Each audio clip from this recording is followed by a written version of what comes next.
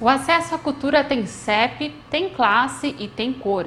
Essa afirmação é do cientista político e produtor cultural Márcio Black, após uma pesquisa com o IBOP sobre o acesso da população da cidade de São Paulo.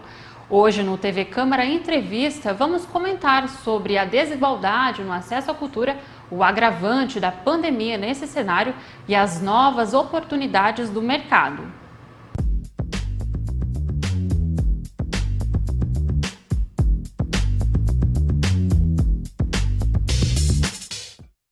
E para conversar com a gente sobre esse assunto, recebemos hoje o economista William Retamiro.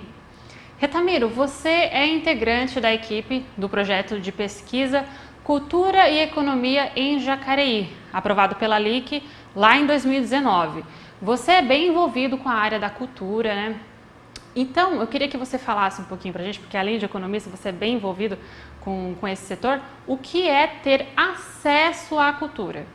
Seja bem-vinda. Agradeço, Maiara, muito obrigado pela TV Câmara mais uma vez. De falar de um tema importante como esse, e é fundamental para o dia a dia.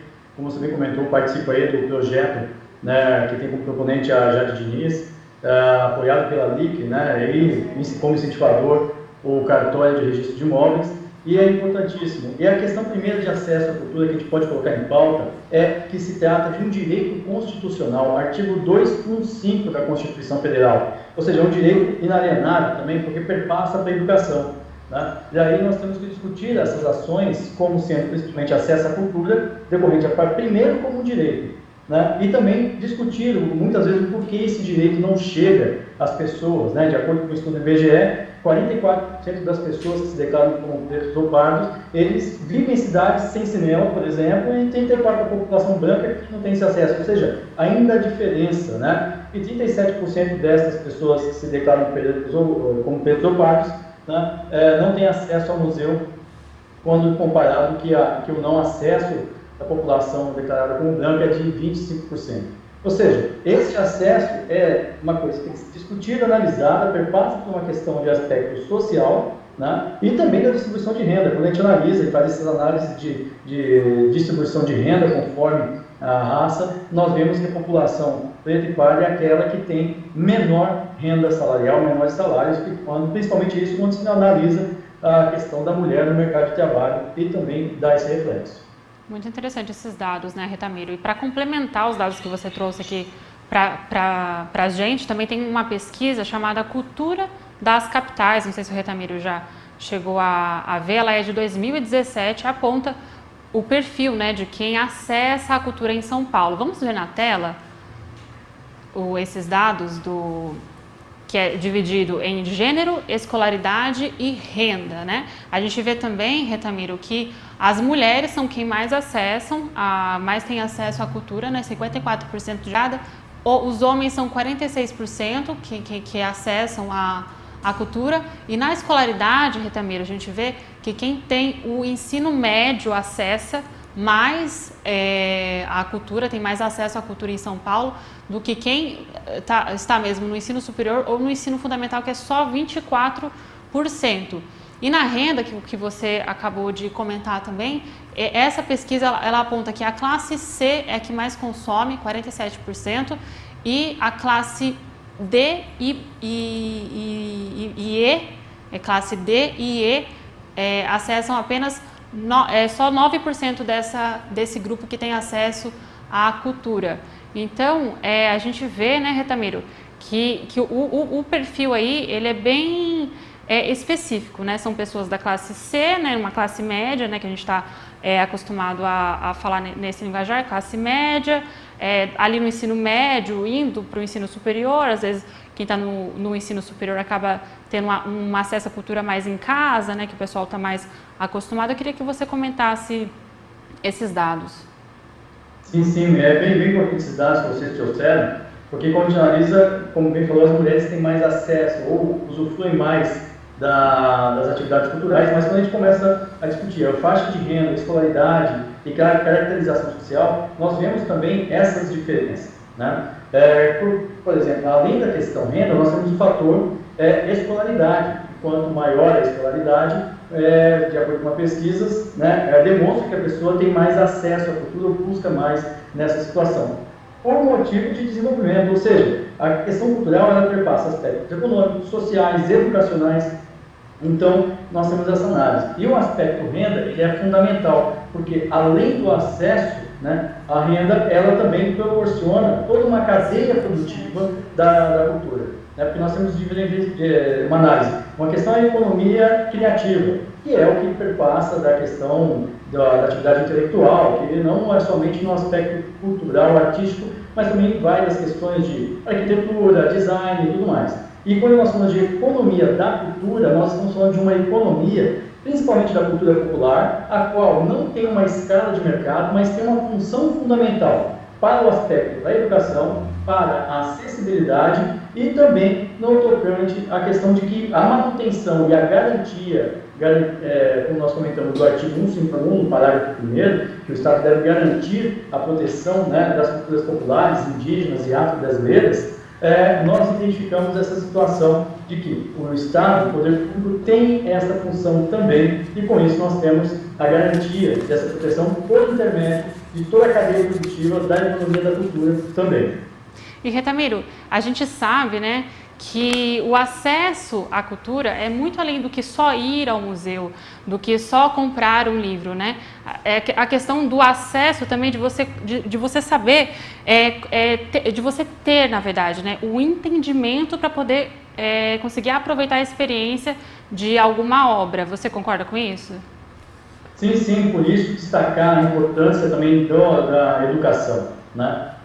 Uma educação construtivista, uma educação que trabalhe o acesso à cidadania de forma crítica e propositiva, né? Para poder desenvolver no indivíduo, a pessoa, a criança que está no ensino fundamental, entender a diversidade cultural, porque o Brasil é um país riquíssimo na diversidade cultural, que permeia pelas questões de religiões, né? E tantas outras pontos, digamos assim.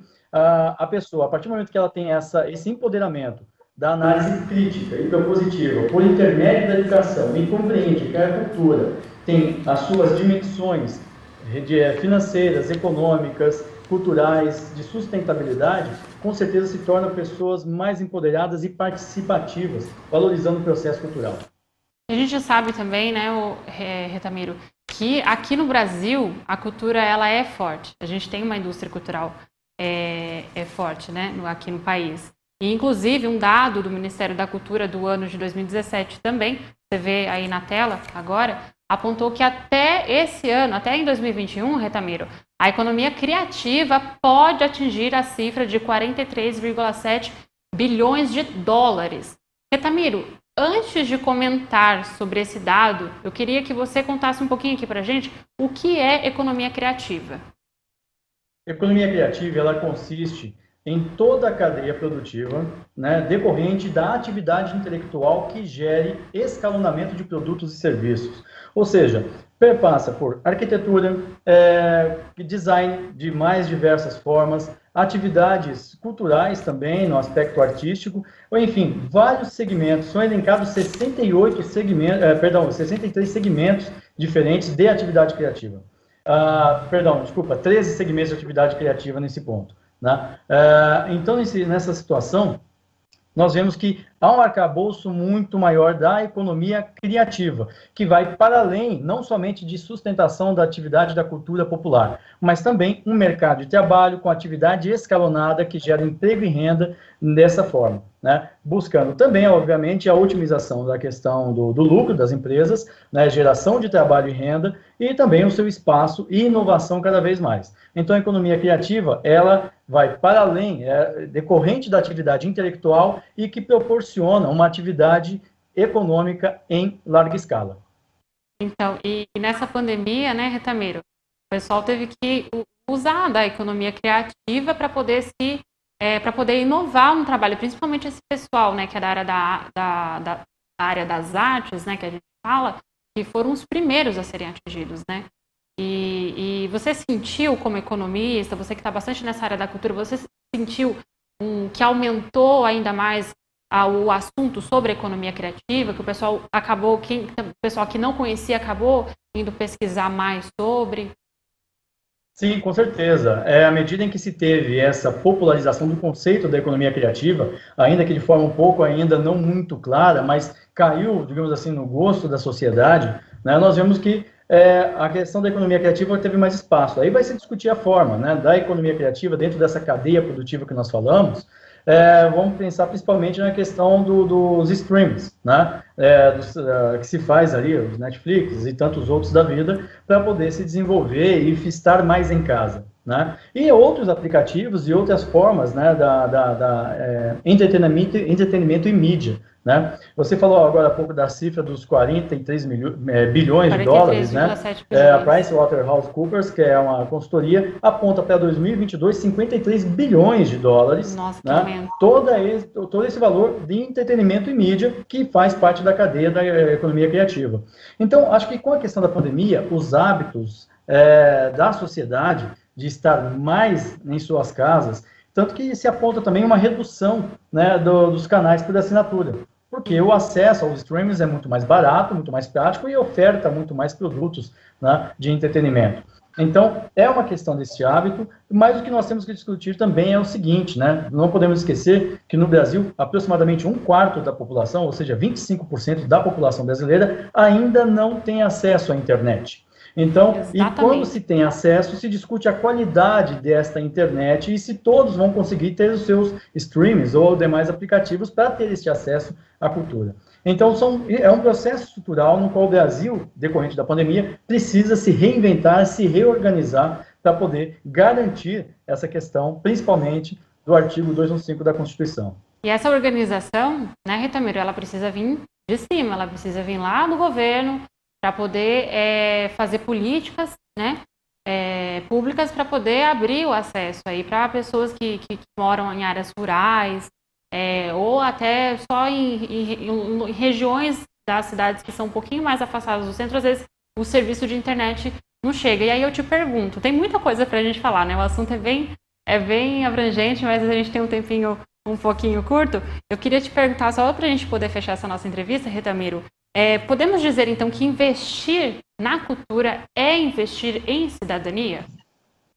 Certamente. Frase, na minha opinião, perfeita, né? Porque a partir do momento que nós temos investimentos na cultura, né, daí eu vou falar da economia da cultura, principalmente quando discute a cultura popular, vamos trabalhar aqui no nosso município, né, Jacareí, por intermédio da LIC, quantos tantos projetos surgiram, quantos novos artistas que estavam escondidos ou na informalidade se reorganizaram, né, tiveram esse acesso e buscaram, por intermédio da LIC, expor os seus trabalhos, né?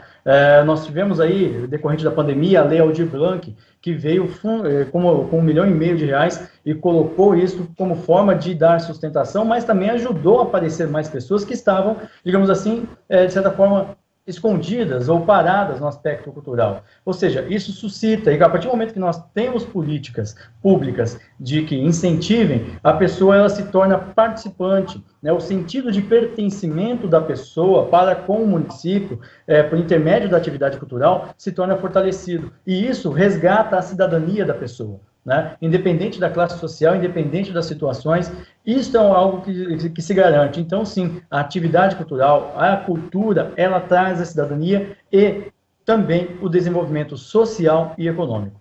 E cultura, eu tenho pensado muito durante essa pandemia, eu e muitos amigos, muitos conhecidos, que cultura também é saúde, né, Ritamiro? Porque nessa pandemia a gente tudo trancado dentro de casa, né?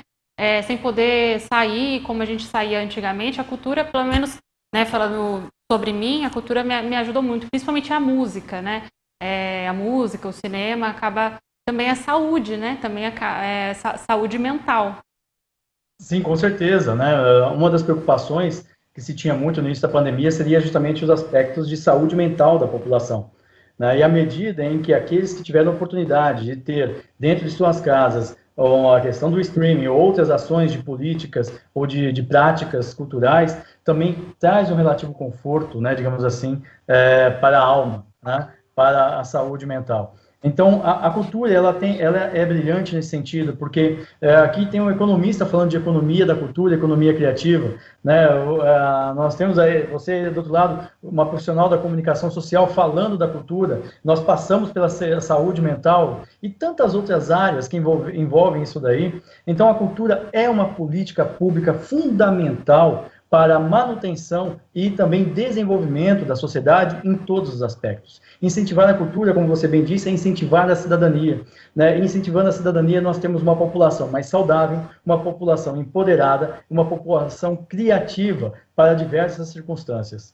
Com certeza, e a gente deseja que o acesso só aumente, né, Retamiro? Que a gente não tenha queda nesse dado. Esse dado é uma queda que a gente não quer. Eu agradeço muito a sua participação, agradeço muito a sua entrevista, foi muito bom revê-lo. Tem muito assunto ainda, mas nosso tempinho já fechou. Muito obrigada, viu, Retamiro? Até a próxima. Eu que agradeço mais uma vez e sempre à disposição da TV Câmara. Muito obrigada, tchau. E no próximo bloco também vamos falar mais sobre a lei do Aldir Blanc, né? Vamos continuar falando sobre o acesso à cultura, mas desta vez com o produtor cultural Wagner Rodrigo. É daqui a pouco, não saia daí.